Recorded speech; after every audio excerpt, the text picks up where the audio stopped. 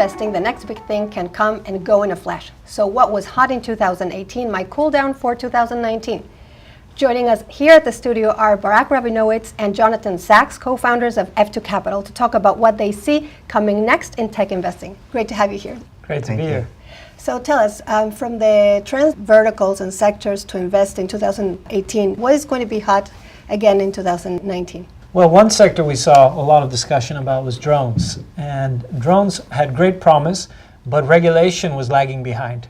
And towards the end of 2018, we started to see incidents, specifically, for example, at Gatwick Airport, that the airport was shut down by 2 drones that someone purchased for maybe $100 each. That in turn caused tens of millions of dollars of damage. And now everyone is talking about opening up to drones and counter-drone solutions. Cyber, which Israel is known for. So they're going to be trending still in 2019? They will still be trending in 2019. Other areas are, for example, chatbots. Big trend from 2017 into 2018. Don't have specific examples yet of enterprises that are embracing chatbots. We're starting to see examples of that applied to new domains like real estate. And then the third one would be, of course, blockchain. Everyone got lost in the hype of cryptocurrency. But when the hype was over and the dust cleared, you still have blockchain, which is a great underlying technology. And many organizations around the world, specifically in the financial sector, are using the blockchain technology and will start rolling out applications in 2019. That's very exciting, and we're going to see it also moving to other sectors, right? Launching all over the place. Yeah. And can you tell us, Jonathan, about what new verticals are going to be hot in 2019? I think all verticals these days realize the importance of technology to their businesses. And where we focused is on AI, big data, and connectivity. And these are areas that all different verticals are implementing now to see how these areas can implement and help their businesses. So we're seeing that now, for example, AI in production. Businesses, enterprises are using artificial intelligence and machine learning to help their businesses grow and thrive.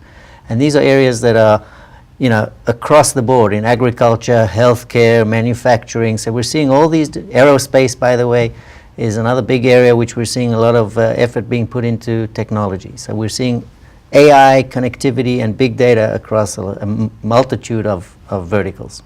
So Barak, why do you think that startups are so important to making a global impact within corporations and governments? Well, first of all, I can tell you that we're a seed stage fund, and we're seeing corporates like SAP, like Verizon, the biggest companies in the world, investing with us in Israel at the seed stage. And these are organizations with tens of thousands of employees, investing in organizations with less than 10 employees. So they recognize the importance of startups to disrupt their businesses, to open new markets. I think about other examples, Facebook acquiring Instagram when they were 20 employees. And now Instagram forms a hugely important part of Facebook's bottom line. The reason they're doing it, I think, is because technology has become more scalable, and I think that the market has become more educated, and so the speed of adoption and the cycles are much faster. And so you have to embrace technology, acquire technology if you cannot build it in-house, in order to stay relevant and on the cutting edge. So these partnerships are creating really a global impact, the collaboration between the startups and the giants. The 100%. Here in Israel we have deep technology, the corporations have distribution channels, and the combination is a multi-billion-dollar opportunity. So which regions of the world do you see coming more active here in Israel, in the Israeli startup ecosystem? First of all, one of the great things about Israel these days is that it's attractive to so many regions in the world. I mean, all regions of the world have some kind of presence here in Israel because of the strength of technology in Israel and because of the human resource talent here in Israel and the strength of that talent. And, of course, the importance of technology to them. But 2 of the regions that I think we're starting to see more and more activity from in the last 6 months and looking forward into the next 12 months, I would say is Japan and South America. Up until now, they haven't been that active or not as active as other regions, but in the last few months and with their plans going forward, we see a lot of growth coming from those areas, particularly in areas like Chile and Argentina and Mexico and Brazil from South America. But a big push has been put forward by Japan and Japanese organizations. They bought an Israeli company, they've invested in Israeli companies. And I think that's testament to the strength of Israel because, as we know, Japanese take a long-term view and vision of things, and the fact that they are becoming more and more active in Israel, I think, speaks a lot to the strength and the sustainability of the Israeli ecosystem. So we're excited to have more foreigners coming in and looking at our innovation.